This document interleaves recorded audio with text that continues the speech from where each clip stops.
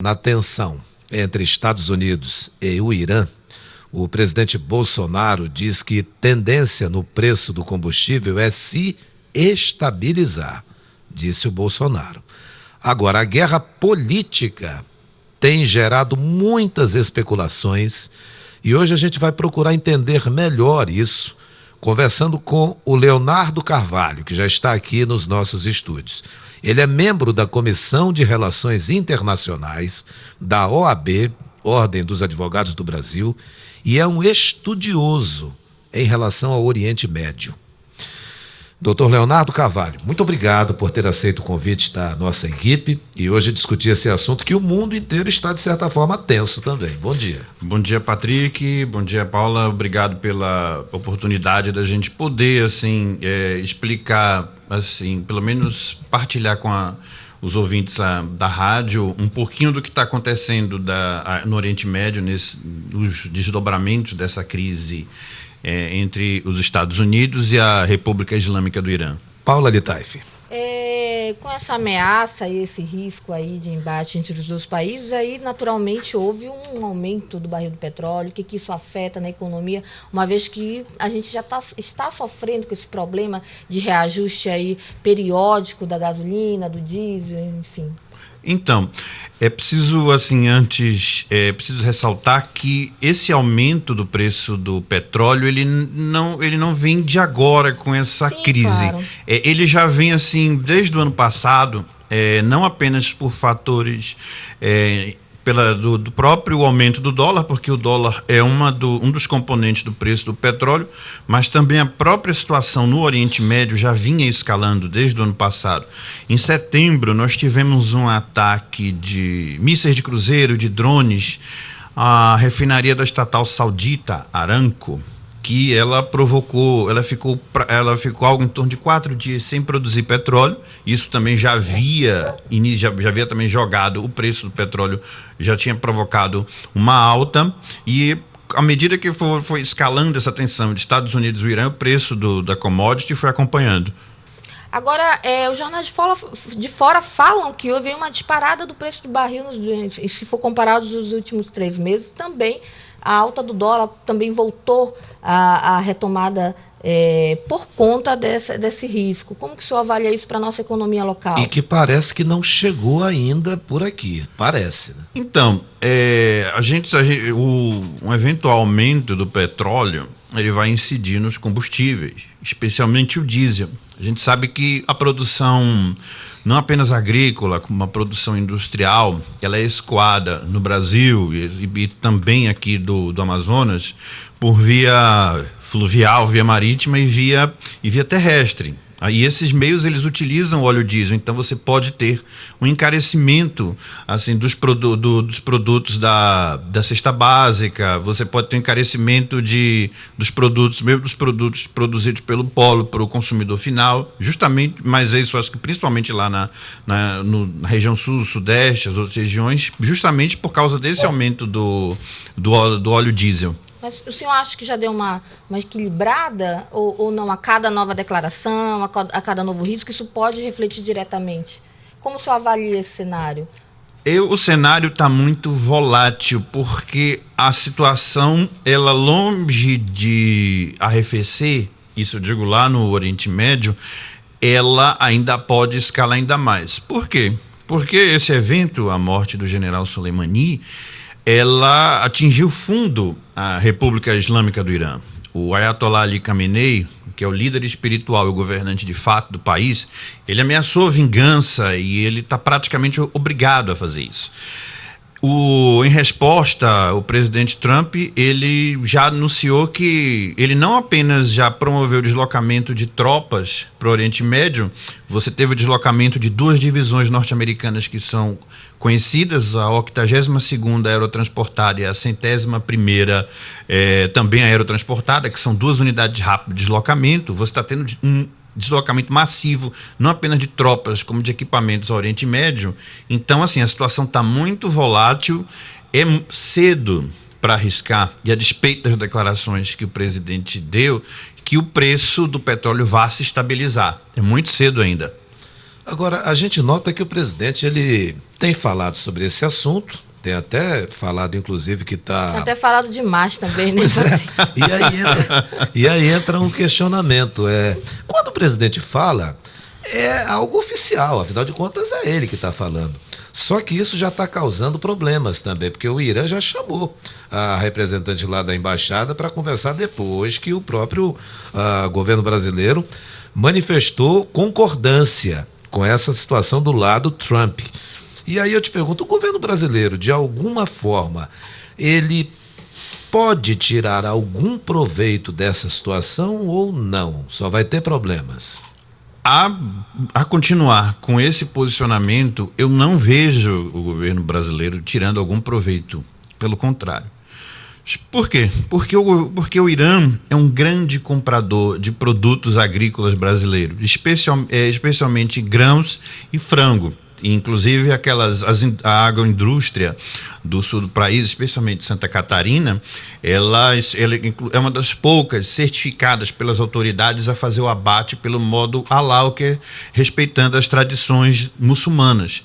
Então, assim, a partir do momento que o governo brasileiro abandona uma posição histórica da nossa diplomacia, do Itamaraty, de você pedir contenção e diálogo, e ele emite uma nota, que eu vou aqui usar um pouquinho de liberdade, à vontade, desajeitada, uma nota desajeitada, onde ele, assim, por termos laterais, ainda que laterais, ele manifesta apoio à posição norte-americana. Ele deixa isso claro quando diz: eu apoio o combate ao terrorismo, e condena o ataque à embaixada norte-americana em Bagdá sem se manifestar sobre o assassinato do general Soleimani. Ele está mostrando um apoio à posição norte-americana que pode prejudicar o agronegócio. Com a morte dele, né? Por exemplo, sem condenar as duas partes pela escalada da tensão, ou sem você pedir ou sem pedir uma nota neutra pedindo contenção das partes, como é a tradição da nossa diplomacia. Tomou partido. Ele tomou partido. Assim, quem Ele não lê avaliou a nota, o cenário econômico de exportações, do que pode trazer aí de impacto financeiro também, né? De forma alguma, me pareceu uma posição um tanto quanto assodada. Por quê? Porque ele, inclusive, deu uma declaração informal, mas é uma declaração do chefe de Estado da República Federativa do Brasil, onde ele diz que não vai se manifestar porque ele não tem o poderio bélico norte-americano. Ou seja, se tivesse, se manifestaria de uma forma provavelmente agressiva. Mais agressiva, mais enfática, assim, mais com certeza desastrada, né? Agora, seu Leonardo Carvalho, o senhor atribui essa falta de tato para lidar com uma crise internacional dessa do presidente ao quê? Ao soldamento dele próprio, a falta de assessoria, a falta realmente de conhecimento sobre o cenário político e econômico? Eu acredito que eu desconheço agora, assim, as pessoas que o assessoram, mas eu acredito que para estar onde estão, elas são pessoas, acho que preparadas, pessoas que devem ter uma leitura ampla do cenário. Diplomatas, né? Formados, exatamente. Provavelmente não. Mas eu acredito que o presidente é levado na hora de se posicionar muito pelas suas opiniões pessoais. Ele tem uma paixão pelo Trump também, né, Patrick? Pois eu vejo assim, observando a resposta do nosso convidado, eu acho, sabe, o Paulo, que ele pode ter a melhor assessoria do mundo, mas sendo Bolsonaro não vai funcionar com ele. Verdade. Ele, desculpa assim, tá te interrompendo, Patrick, mas assim, a impressão que dá é que ele tenta como imitar, Ele tenta imitar o modus operandi do Trump, que também despreza assessores e despreza a liturgia do cargo. E ele tenta fazer isso assim, só que de uma forma canhestra, né? Complicado. Agora, ao desprezar a assessoria técnica, ele coloca em risco toda uma nação, ele coloca em risco, inclusive, as nossas vidas também. Falando sobre isso, existe aí um comentário na internet, agora o senhor pode falar isso de uma forma muito mais técnica, de que aí os brasileiros podem ser chamados, convocados. Existe, inclusive, até documentos oficiais sendo compartilhados. Aí eu queria que o senhor pudesse falar aí desse risco entre aspas, né, de convocação do Exército brasileiro para esse tipo de situação, esse risco aí de guerra. Esse risco, eu diria assim, que para o Brasil, militarmente falando, o risco de envolver-se num conflito como parte de uma coalizão liderada pelos Estados Unidos, que talvez fosse o fato, ele me parece muito baixo, perto do nulo. Por quê? Porque um presidente, um chefe de Estado aqui no Brasil, pela Constituição, ele, para declarar guerra, ele precisa de autorização do Congresso. E por mais que eles sejam alinhados ao atual presidente, eu não vejo assim, os parlamentares assumindo o risco político de autorizar o presidente a declarar guerra e de ver jovens sendo enviados para lá e eventualmente voltando em caixões. Eu não vejo... Agora, é importante o senhor explicar isso. Como ocorre esse tipo de adesão a uma guerra, né? Se de fato houvesse esse embate entre os dois países, como que o Brasil ele se comportaria legalmente, teria que pedir autorização do Congresso para explicar para as pessoas compreenderem melhor esse processo. Então,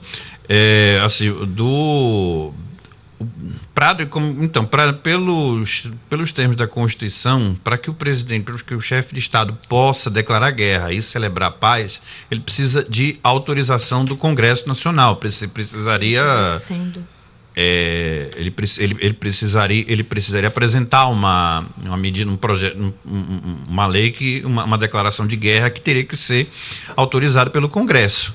Então, assim, ele não pode graciosamente decretar guerra, integrar uma coalizão internacional contra o Irã apenas por um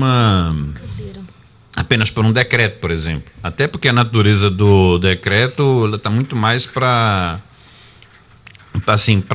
regulamentar atos normativos originários, assim como a lei. Bem, essa rivalidade entre Irã e Estados Unidos, ela não começou com a morte desse militar. Esse é um fato. O senhor é um estudioso ali do Oriente Médio, né? De onde é que vem toda essa tensão aí? Então, as raízes dessa tensão, ordinariamente se diz que elas teriam se originado com a Revolução Islâmica de 1979, quando o antigo monarca iraniano Shah Reza Pahlavi foi derrubado e assumiu um governo liderado pelo Ayatollah Khomeini, e posteriormente nesse ano, no dia 4 de novembro, teve a invasão da embaixada norte-americana em Teherã. Foram feitos 52 reféns e eles ficaram cativos durante 444 dias. Eles só foram libertados no dia seguinte à posse do presidente Ronald Reagan. Tanto que essa crise praticamente custou a reeleição de Jimmy Carter.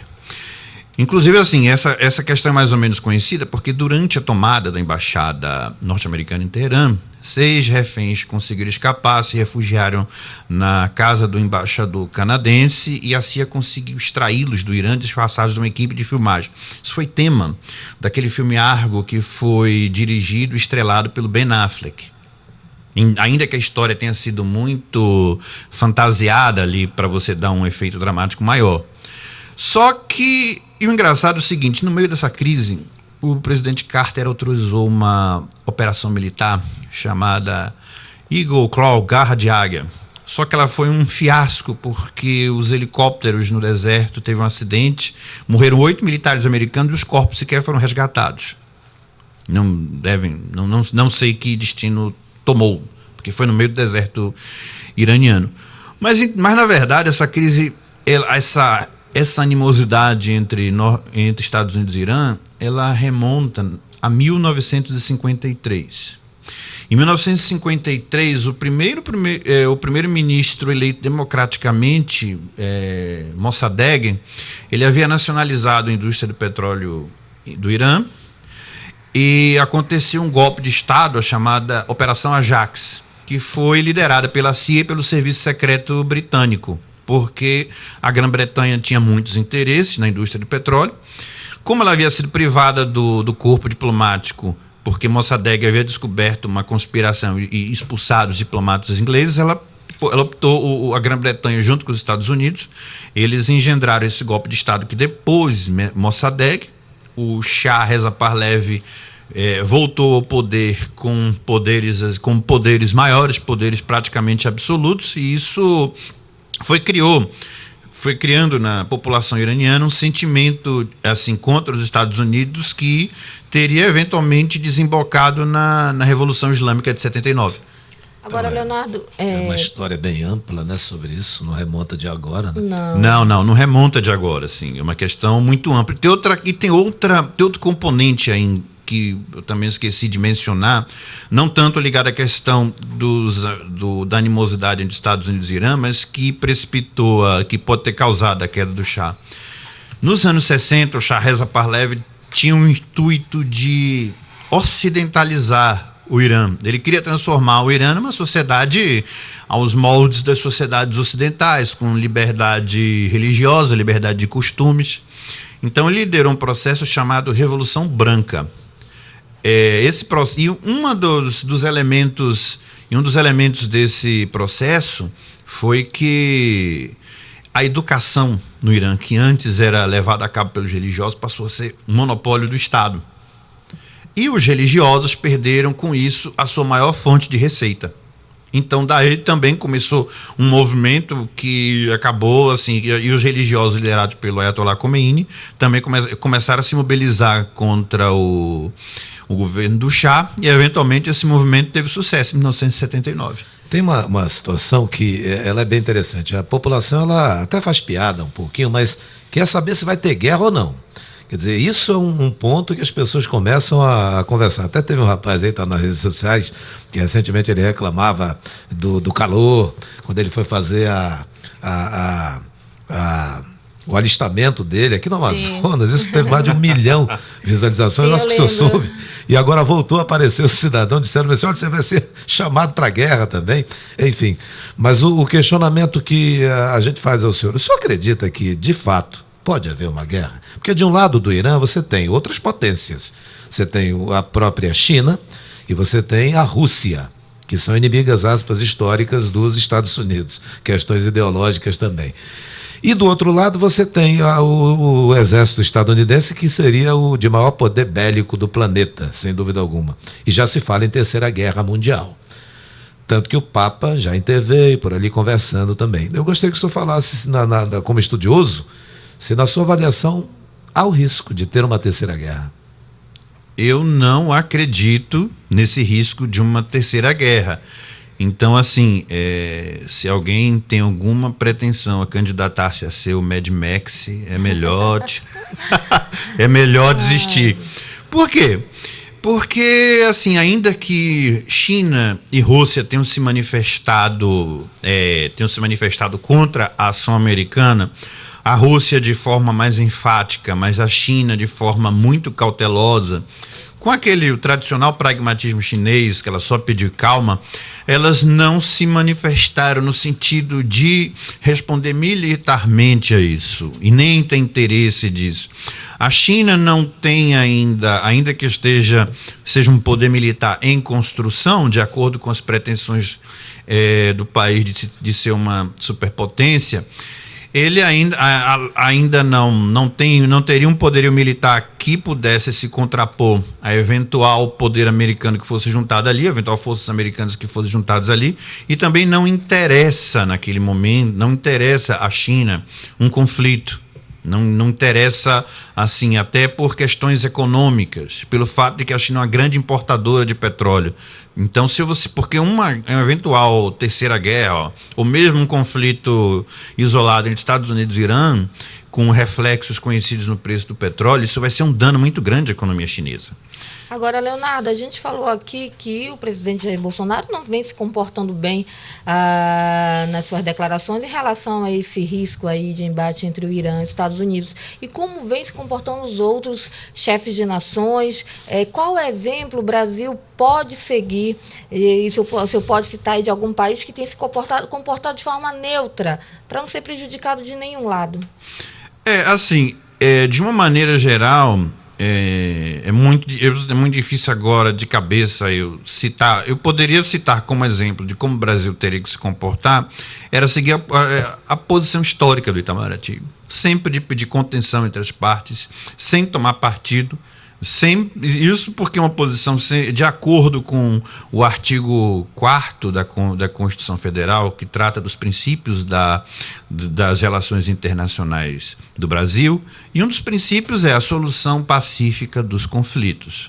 A solução, a maneira que o Brasil deve se posicionar está ali. Ele tem que rogar ele tem que pedir, tem que clamar pela solução pacífica dos conflitos. Não há assim, está na própria Constituição Federal. É só você seguir o que diz a Carta Magna, que você não vai ter problemas. O país sai numa posição privilegiada. Não cabe o Brasil, por exemplo, adotar uma posição como a do primeiro-ministro israelense, é um aliado próximo dos Estados Unidos, tem rusgas com o Irã, e que declarou que os Estados Unidos têm o direito de se defender. Mesma posição foi adotada pelo primeiro-ministro britânico. Adversário, mesmo tendo seus embates, ele se posiciona dessa forma, né? Sim, ele se posicionou dessa forma, mas precisa lembrar que o Estado israelense tem seus interesses, é o aliado mais próximo dos Estados Unidos no Oriente Médio. Ele tem um problema seríssimo com o Irã, porque ele entende que o Irã quer aniquilá-lo, entende que a presença do Irã na Síria, ela quer, na verdade, transformar o país numa plataforma para um ataque ao Estado judeu, tanto que Israel frequentemente realiza ataques na Síria no intuito de destruir infraestruturas utilizadas pelos iranianos lá.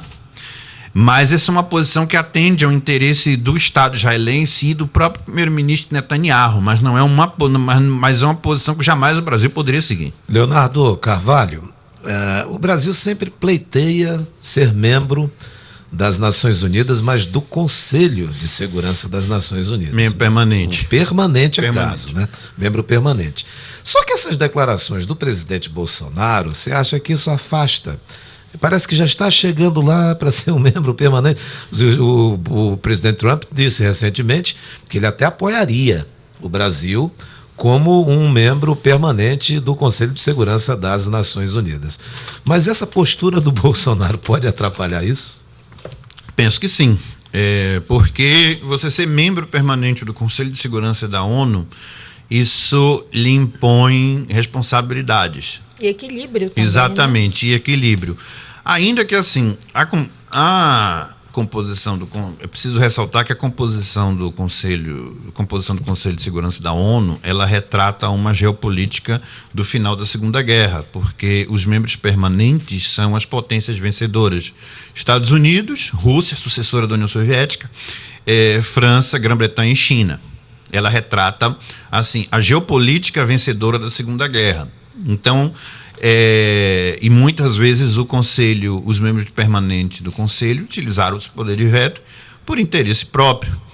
A Rússia e a China vetaram resoluções contra a Síria, os Estados Unidos frequentemente vetam resoluções contra Israel, mas uma eventual ampliação do quadro de membros permanentes, ela implicaria, também numa mudança de postura, que esses países teriam que ter uma posição mais equilibrada. E eu não vejo e a partir do momento que o Brasil se manifesta dessa forma, ele perde, ele perde aliados para conseguir pleitear uma cadeira, e também não demonstra ser uma postura compatível de quem deseja uma responsabilidade global desse patamar. Agora, para a gente tentar finalizar agora, Leonardo, como que você pode se posicionar ou mesmo falar a respeito desse pedido de explicações do Irã, que foi ontem à noite? Ainda não tem nenhum retorno do Brasil em relação a isso. Como você espera que o país deve se posicionar sobre isso? Uma vez que o que ele falar pode implicar em várias sanções. Eu entendo que uma vez uma vez que já se manifestou e as respostas não foram as melhores, o momento agora do governo brasileiro é de contenção, é evitar se manifestar. É a melhor postura agora.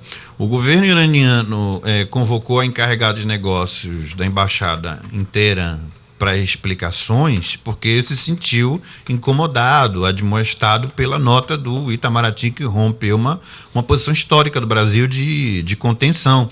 E se o governo brasileiro prosseguir nessa escalada retórica de manifestar um alinhamento para os Estados Unidos, você pode ter um prejuízo econômico considerável, principalmente para o agronegócio, para os exportadores de grão e os exportadores de frango.